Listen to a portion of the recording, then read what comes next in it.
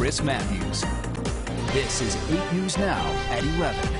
A global scramble is underway to identify and perhaps replicate unidentified mystery material that's been collected in multiple sites around the world. A few of the samples have defied analysis by leading scientists who say they don't know how the material was engineered or why or by whom. Now, some of this metamaterial was allegedly collected in connection with UFO incidents, which gives the whole endeavor another worldly glow. The I-Team's George Knapp has the story and the Las Vegas connection. The whole fleet of them. Look on the ASA.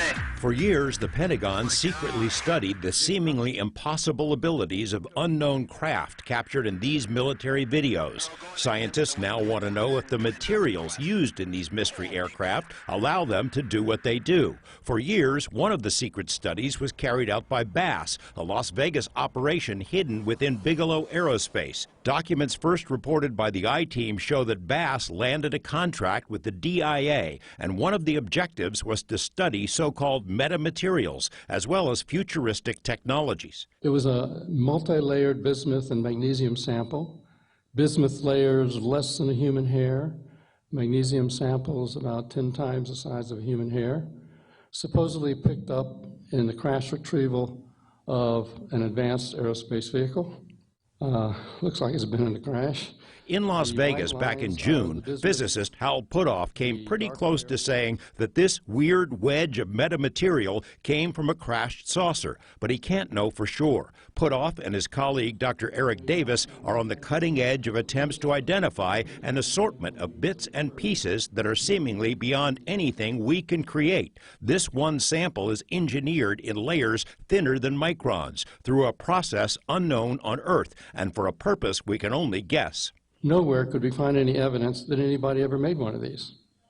When we talked to people who, in the materials field, who should know, they said, we don't know why anybody would want to make anything like this. Astrophysicist Dr. Jacques Vallée has been analyzing mystery metals since the 80s, often using the technical expertise of Stanford University and Silicon Valley to unravel unknown samples acquired from all over the world. Vallée pointedly steers clear of any military funding, and he shared his findings at public conferences. We have multiple samples now from multiple sources, ranging a wide variety of integrity.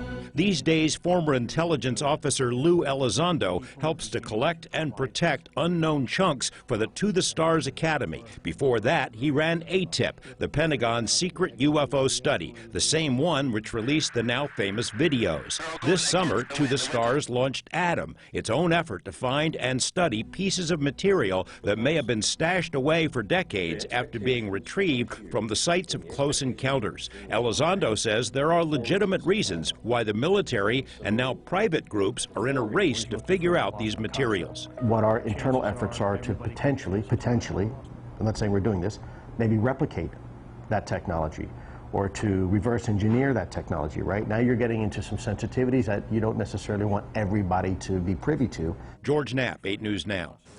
By the way, when the New York Times broke its story last year about the Pentagon's UFO study, it reported that a sample of mystery material was secretly stored at Bigelow Aerospace.